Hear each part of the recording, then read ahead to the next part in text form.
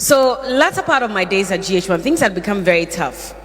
I felt like I had grown to a certain limit and the platform could not offer me what I wanted anymore. But I was afraid to make that bold step to leave. And that was because my whole journey as a broadcast journalist had started with GH1 when it was for Charterhouse and eventually when EIB bought it. So from the inception up until that point in my life, I felt like I owed the company, something, a favor, or my career. And so it was going to be very difficult for me to say finally that I'm done and I need to move. I was looking for a way to move because things had become very difficult. I just wasn't finding myself in that space anymore. Broadcast journalist Berla Mundi finally no wa open up yenti otimi free EIB Network which ma G20 ebe PM ewo Media General TV3 yenya nim se Berla Mundi of starting the journey no ewo GH1 TV na te se Charterhouse for edia a te se EIB for ekokotoy ebuzia yekoni kotie yenti a Berla Mundi efiri ho ebe PM ewo TV3 eba be bubu. And I'm going to make this very brief. I mean, on my way, I was trying to figure out what to talk about. I had thought about a few things, but I needed to sort of put it in context. And I was trying to understand, okay, so when we talk about goals and growth, which aspect of my life do I need to talk about? And today, I'm going to talk about a part of my life that was very difficult for me, but that was what led me to what I've become today. And usually, I know on social media or when we get to speak in public, we always talk about the nice things that happen in our lives. But we're human like everybody else. And so at the end of the day, we even face more challenges than anybody, especially because there's a lot of spotlight on us. And so people assume that things should be easy, but that's when the challenges become difficult. So I'll talk about the last parts of my journey at GH1 into TV3, and I want to use that to just let you understand that sometimes if you sit at one place, you're sitting on your blessing, and it's difficult to make that decision to eventually move, but that move is what brings the growth. But before you make that move, you should have a goal. Do you get how I'm connecting it? Okay, so latter part of my days at GH1, things had become very tough. I felt like I had grown to a certain limit and the platform could not offer me what I wanted anymore. But I was afraid to make that bold step to leave. And that was because my whole journey as a broadcast journalist had started with GH1 when it was for Charterhouse and eventually when EIB bought it. So from the inception up until that point in my life, I felt like I owed the company, something, a favor, or my career. And so it was going to be very difficult for me to say finally that I'm done and I need to move. I was looking for a way to move because things had become very difficult. I just wasn't finding myself in that space anymore, be it relating with people, the work I was doing, because even before I started the show I was doing before I left, I was doing rhythms. And I always say that every time there needs to be a move, I just wake up, sit in my bed, and God tells me, my friend, it's time, write this down, and I do. And so I had just started the late afternoon show. Just 1 year into it, I had won an award. Then there's an opportunity for me to move, and I'm thinking, I fought so hard to have this show go on air. Because when I wanted it on air, my bosses said, I'm sorry, this is not going on air. We're not letting you leave your previous show because we're not sure we can find anybody to replace you. And so instead of creating a void, we'd rather you stay there and just plateau. I mean, they didn't say plateau, but they just said, we also couldn't find anybody who could do that job, so you might as well stay there. But I had interviewed everybody that mattered in the music industry, in the arts industry, and I was tired. Because a month later, the same person would come and I have to now think of what other question to ask. Because I was recycling them over and over. So I told myself I was done with this and I needed a show that would challenge me. And I was done talking about music only and what are you doing, what's your album about. I just wanted something a bit more challenging. My bosses said no. I had to fight. I had to cry. There were guests who would walk into the building and they'll find me crying. And they're thinking, what is wrong with you? And I'm like, my bosses don't want me to start my new show. And it was all very upset because they just didn't understand the backstory of it. Now, eventually, I had people who helped me and I started that show. A year into that show, I'm told, it's time to move again. And I'm telling God, but you just gave me this idea. So why do I have to move? And he says, well, I'm sorry, but you're going to have to move.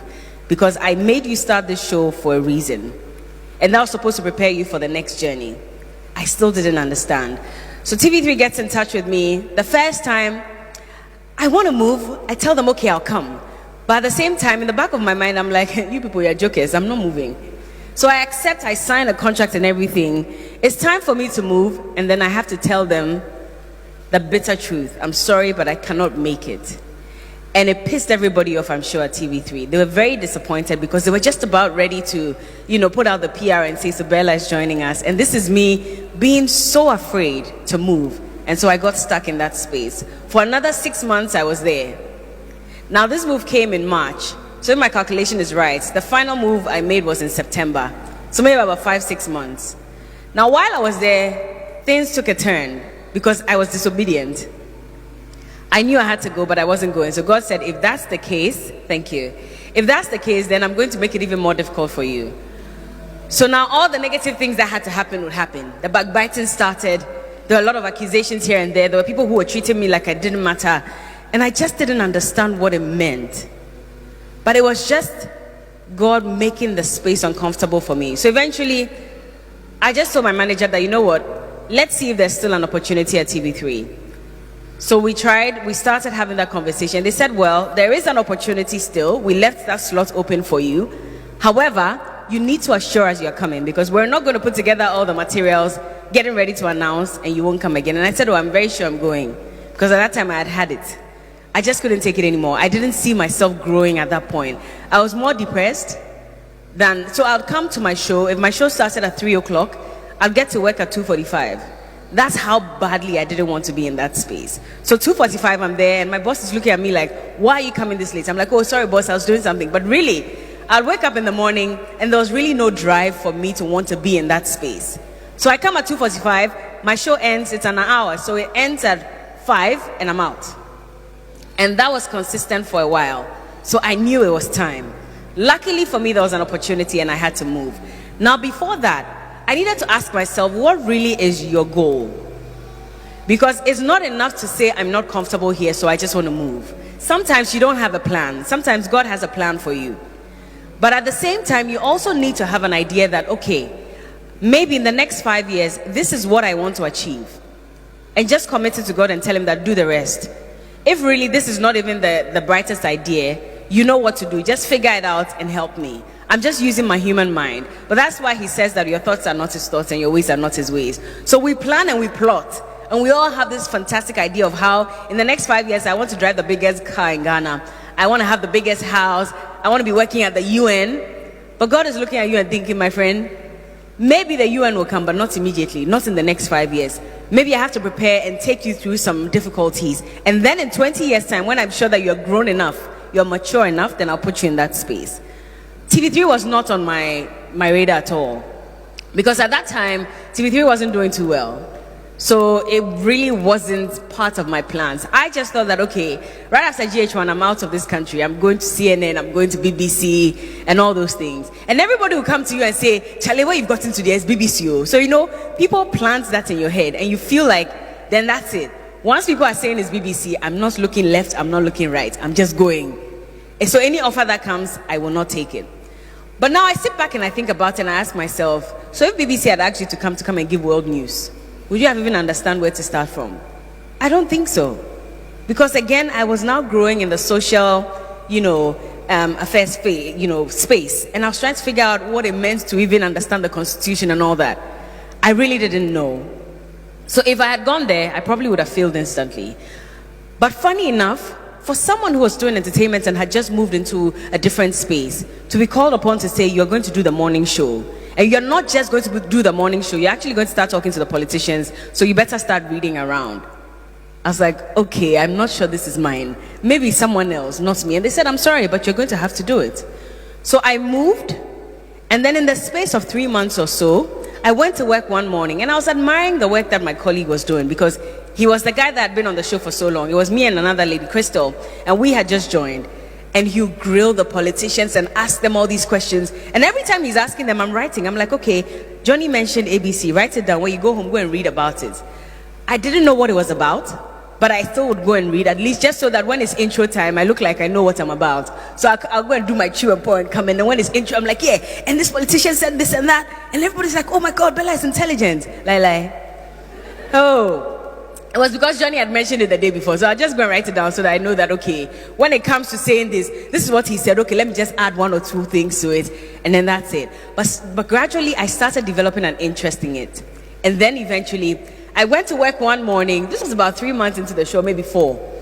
One morning, I go to work. I'm used to seeing Johnny there, and they say Johnny is sick. I said, pardon? Johnny is sick. And I said, so? There's nobody to do the big issues, the political conversation. So, sweetheart, you're going to have to sit in that chair. I said, oh no, I won't do it. Because I hadn't read anything concerning the topics that were trending. But I had to go and sit in that chair. Come and see. I was confused. I didn't know where to start from. I didn't even know who to introduce first. It was a mess, and I'll tell you that for a fact. I don't know if anybody here ever remembers the first day I ever did any political show. But it was a complete mess. And the messages that came, oh my God, who put Bella here? Bella should stay in the entertainment space. It's not for her. All kinds of things. So consistently, I had to face that kind of criticism. But the first day I did it, my boss called me and said, you've been initiated, so get ready because we're going to make this regular. I said, oh my God, no, I don't want to do this. Initially, I fancied the idea of sitting there and grilling the politicians, but I was like, no, this is too much work. I'm not sure I'm ready. And they said, if you keep saying this, you'll never be ready. Sometimes you have to plunge deep. Otherwise, you'll never be ready. Now, I did a course with Harvard sometime. And so usually they would bring very successful business entrepreneurs to come and speak to us. Now, this person that came to speak to us, I think one of our last but one classes or so, he owns one of the biggest watch companies in the world. And he came to speak to us, and he said something that really touched me. Now, he said that usually as a little fish, when you're thrown into the water, I mean, of course, a lot of people swim with the tide. And it's very typical of human beings. We go with the flow, right? So everybody is going in this direction. I might as well go because I don't know what is here. I'm not sure how easy or difficult it will be. So let me go with everybody. But he says that there was one particular fish. When it was thrown into the water, instead of going in the direction of everybody, it was going the opposite way. So it was swimming against the tide. Now you see how the water is. Usually when you go to the beach, you see how it rushes to you. Do you ever try to swim into it? A lot of people, I mean, those who surf, they probably go into it and then they put their surfboard on top and it brings them back. But there are people who would go deeper and deeper and you're thinking, why are you going there? You know this place, you're going to die. The water is going to carry you away, but why are you going? But he says that the reason his business was successful was because when everybody was doing A, he was doing B. So everything pointed to the fact that the direction he was going, there was going to be failure because he was the only one going that way. Everybody else was going this way, but he said, no, I want to make something different out of my career. And so I'm going to quit my job. He had a fantastic job. He was getting paid a lot of money. He says, no, I'm quitting to start from scratch. And when he did, there were lots of hurdles. But he still decided to swim against the tide. It knocked him down. It gave him a migraine. He felt sick. He lost money. But he was still swimming against the tide. And then eventually, when he was able to get to that point where he had mastered the skills that was required to swim back, he didn't even have to struggle to swim because the tide just brought him back. And it was a successful journey for him. So he advised all of us that in life, you cannot go the direction of everybody all the time. Because everybody wants to be the same. How do you stand out? And I related it to my days at TV3 at the beginning when I was the only girl. I mean, at that time, they needed a woman to take over the affairs of, politics because they didn't really have anybody doing that. Now, I was the one that they were looking to. And I was thinking to myself, but I was doing entertainment. Why do you want to put me in this? Then I remembered that course and I remember that, okay, so if the man says swim against the tide, that means that every morning you're going to have to sit in that chair, you're going to have to speak to these politicians, and you're going to ask them all those difficult questions. You cannot succeed if they don't knock you down. So sometimes I ask them a question, they're looking at me like, did you just ask me this question? Like, you don't know? Because we bring a lot of people on board, people who are very well versed in, the various topics. And sometimes I ask a question and the way they look at me, I know that's okay. This question I asked, dear bomb. It didn't make sense. But it didn't stop me. I'd go back and realize that, okay, so I made a mistake here. Let me go back and read about it. And then maybe that way I can do better the next time. But I had a goal, and my goal was to become one of the leading women who interacts with politicians in the country. But it had to take a lot of knocking down because my edges were off. So when I ask a question and it doesn't work, the comments are coming, the politicians are looking at me like, madam, you have a lot of reading to do. I'll go back and I'll read. And I'll read and not sleep till the next morning so I can come back and better understand what it is I needed to talk about. Now here I am 4 or 5 years later, and I don't regret this decision I made. I was pushed out, yes, and don't think it was by any human being. I was pushed out by God. So sometimes you might think that people are making you uncomfortable in the space you are in, but it's not the people. It's God working through those people. So don't waste your time hating the people. You might feel some anger towards them, but over time you need to let it go. Because if you don't heed to that call and move out of that space, you won't grow. You'll be stuck. You'll be stagnant for the rest of your life. And I don't think anybody here wants to stay in the same place. Ebusia, what did you kokosie? I just said to say, station one, na manfo bebre no, ene nje ne ho, anasa manfo bebre no, empe nyankoso. Atumi say, na osuro kakra, say obe move on so, because the be a was started Juma or career nyina TV GH1 and a building Berla Mundi, Emma be a Ghana ha, Obia be whom Berla Mundi. Into which you say, now o move forward at the call a TV3 no, na enye small Jenny, and I say, and ya dear, na uyo be a bedroom, you because baby I make you, and then say I feel move a different, yeah, nipa be out, sabi, or that dream piano, or bedroom whom you Babusia.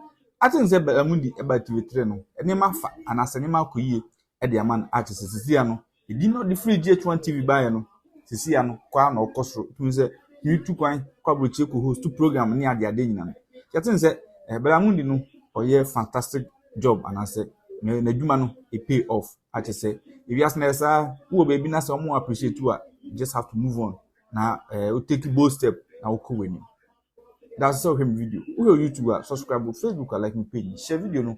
Na I'm on phone so intimate na on